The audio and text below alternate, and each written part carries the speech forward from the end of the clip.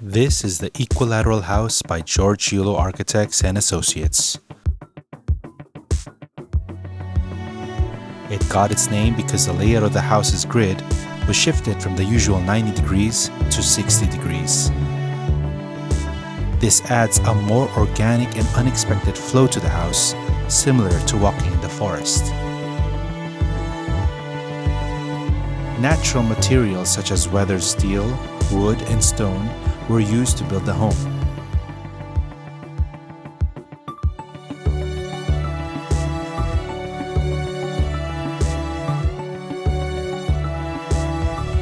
The swimming pool cools the air that wafts into the lanai, while an oculus is open to the sun and rain.